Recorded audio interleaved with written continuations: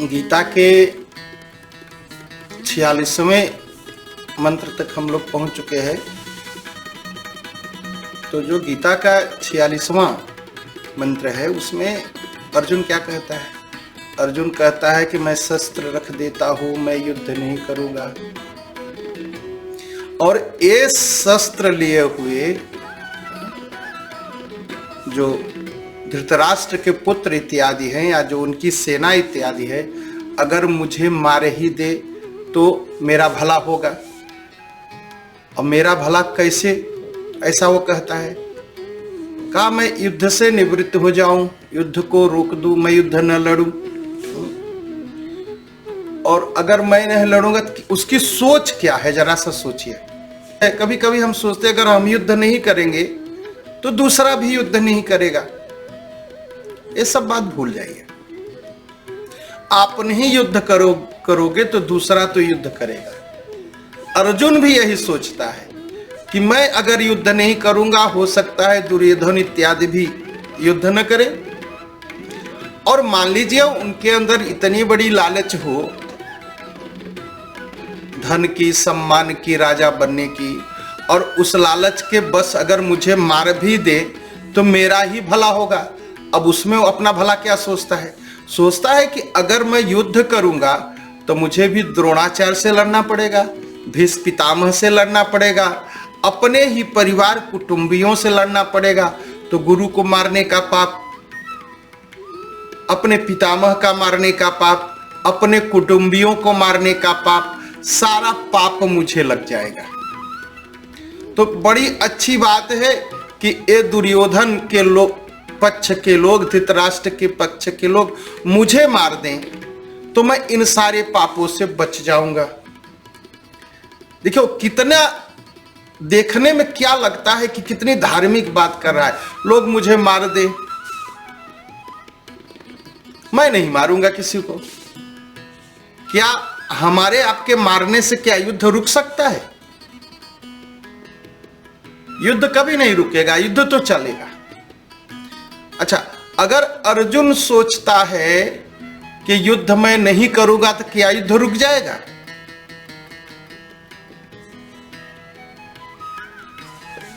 युधिष्ठिर प्रतिज्ञा किए हुए है कि युद्ध करेंगे।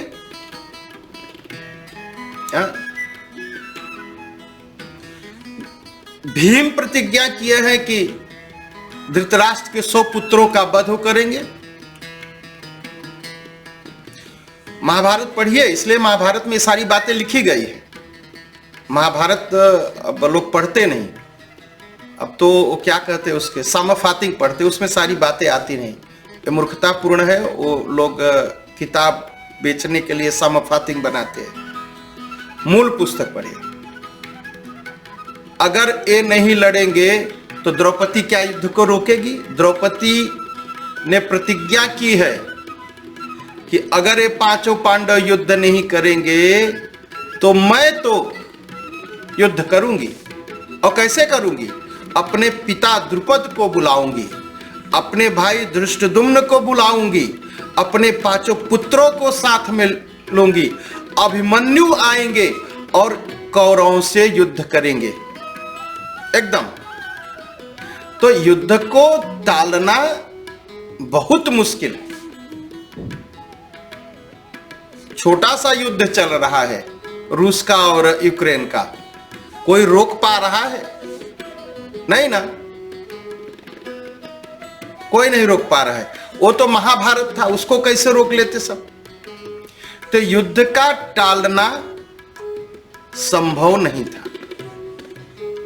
युद्ध तो होके रहता। अगर अर्जुन न भी लड़ता तो भी युद्ध रहता। अब कुछ नए विचारक पैदा हो जाते हैं। वो कहते अगर कृष्ण चाहते तो युद्ध को रोक देते, कृष्ण चाहते तो अर्जुन युद्ध ही नहीं करता तो युद्ध रुक जाता। भगवान और दोष क्या लगाते हैं भगवान श्री कृष्ण पर कि अर्जुन युद्ध से भाग रहा तो धर्म की बात कर रहा था, अहिंसा की बात कर रहा था।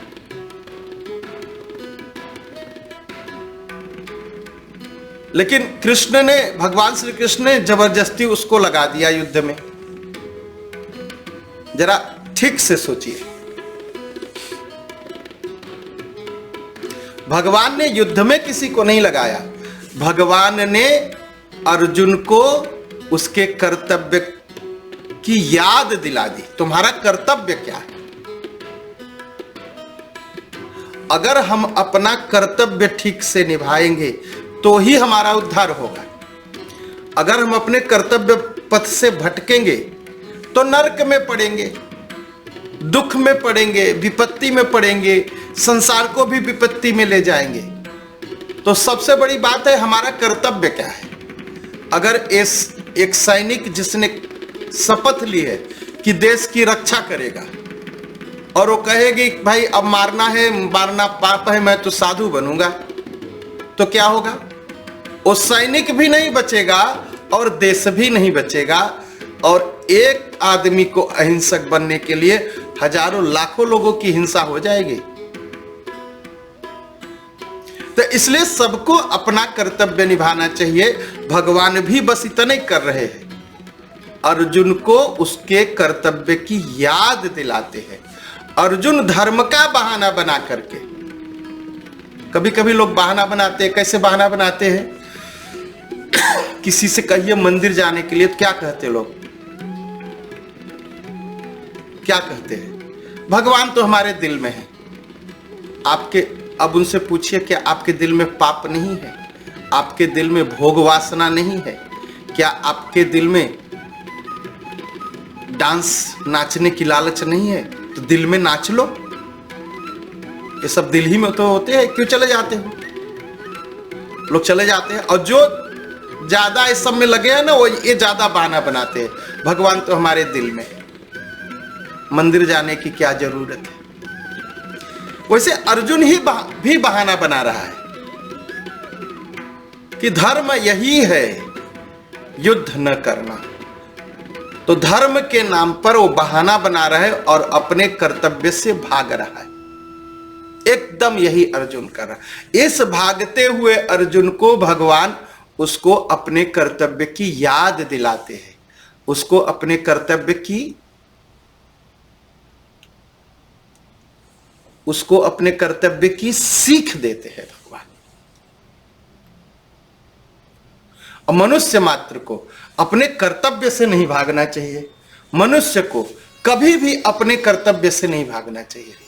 अगर हमारा कर्तव्य है, हमने जिम्मेदारी ली है एक अध्यापक की, तो अध्यापक अपना कर्तव्य निभाए। अगर वो मिलिट्री वाला बनने लगेगा ना, तो मिलिट्री का कर्तव्य उसका नहीं है, अपना भी जान गंवाएगा, 10 लोगों का और जान गंवाएगा, और देश की रक्षा भी नहीं कर पाएगा। इसलिए जो मिलिट्री वाला है, जो क्षत्रिय है, उसको अपना कर्तव्य निभाना चाहिए। जो अध्यापक है, जो मास्टर है, जो टीचर है, उसको अपना कर्तव्य निभाना चाहिए। यहां अर्जुन धर्म का बहाना बना करके, पाप का बहाना बना करके वो अपने कर्तव्य से भाग रहा है, और भगवान उसको अपने कर्तव्य की याद दिला रहे, उसको अपने कर्तव्य को करने की प्रेरणा दे रहे भगवान। तो अर्जुन ने तो कह दिया मैं युद्ध नहीं करूंगा।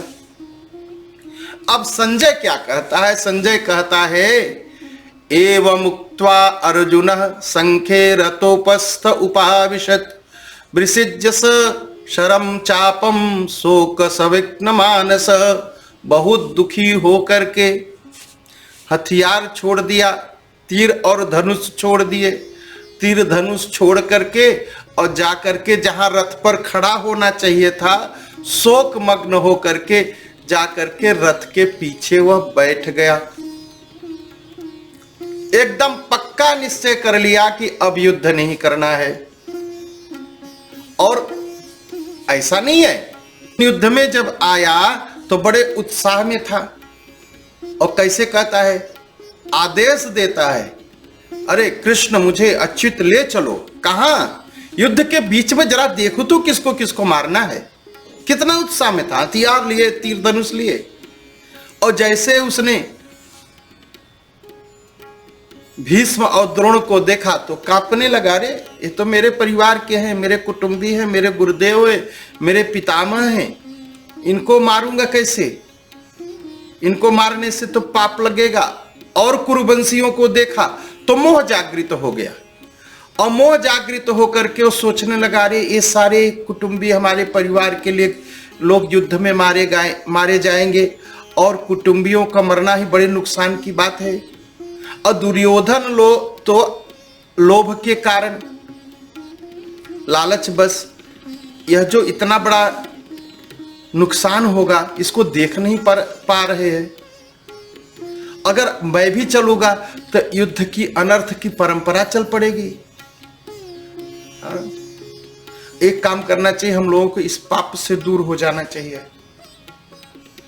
हम लोग राज्य सुख के लिए अपने कुल का संहार, हम लोग राज्य सुख के लिए अपने कुल का संहार करने के लिए तैयार हैं। यह उचित नहीं है, यह बहुत बड़ी गलती है। इससे अच्छा है कि लोग मुझे मार दे, इसी में मेरा हित है। ऐसा सोच करके वो जो है रथ के पीछे जा करके तीर धनुष रख करके बैठ गया।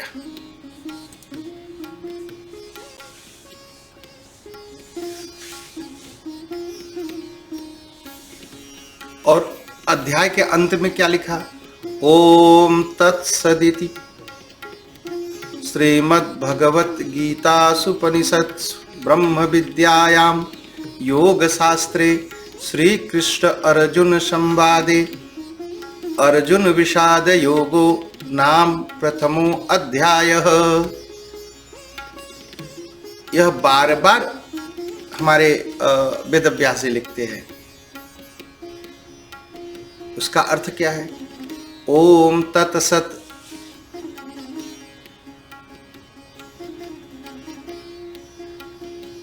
ये तीनों सच्चिदानंद परमात्मा भगवान के पवित्र नाम है। ओम तत्सत, ये जीवों का कल्याण करने वाले हैं।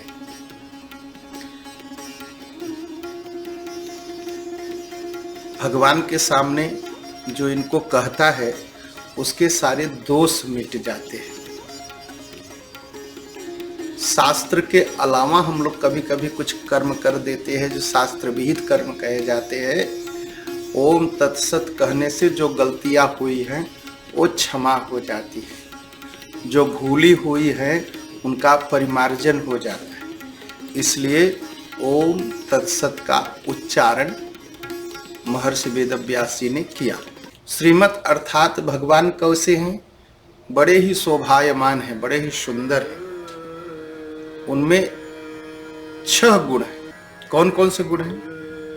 ऐश्वर्य है, धर्म है, यश है, श्री है, ज्ञान है और वैराग्य है। ये 6 भग विद्यमान है उनके अंदर। ये 6 बातें हैं उनके अंदर। और जिनके अंदर ये 6 बातें हैं उनके मुख से ही यह जो गीता प्रकट हुई है। इसलिए इसको श्रीमद् भगवत कहा गया। जब मनुष्य होता है, मनुष्य जब बड़े आनंद में होता है, बड़ी मस्ती में होता है, तो कुछ न कुछ गुनगुनाने लगता है, गाने लगता है। और भगवान ने भी इसको बड़ी मस्ती में आकर गाया है, इसलिए इसका नाम गीता है। और यह संस्कृत में है। इसका नाम होना चाहिए था गीतम, लेकिन उपनिषद स्वरूप होने के नाते, उपनिषद स्त्रीलिंग है, उपनिषद स्वरूप होने के नाते इसको गीता कहा गया है। ध्यान दीजिएगा।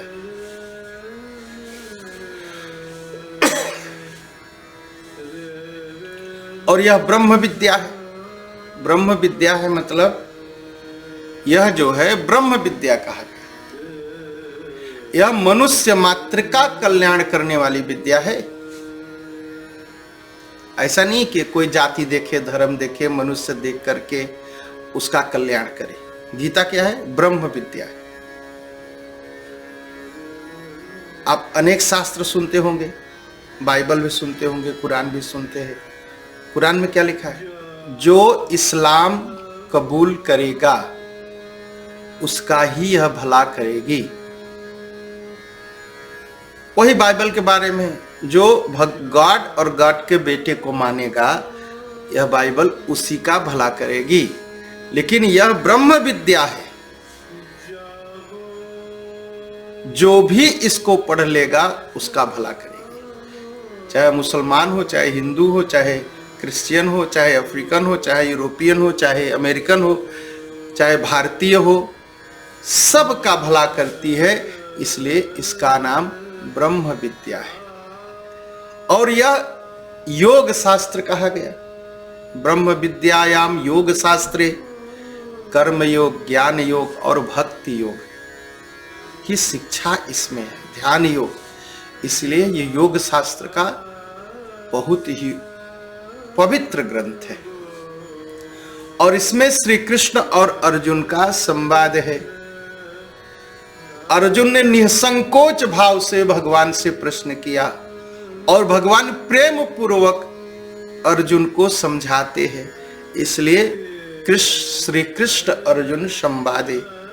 और इसमें विषाद का वर्णन है, अर्जुन के विषाद, अर्जुन विषाद, अर्जुन विषाद। अर्जुन के अंदर जो विषाद है, जो दुख है, जो कष्ट है, जो मोह है, उसका वर्णन है। और उसी विषाद के नाते वह भगवान से इसका योग हो जाता है, भगवान से जुड़ जाता है। इसलिए अर्जुन विषाद योग नाम इसका रखा गया। प्रत्येक अध्याय के अंत में ऐसा जो है महर्षि वेदव्यास जी लिखते हैं।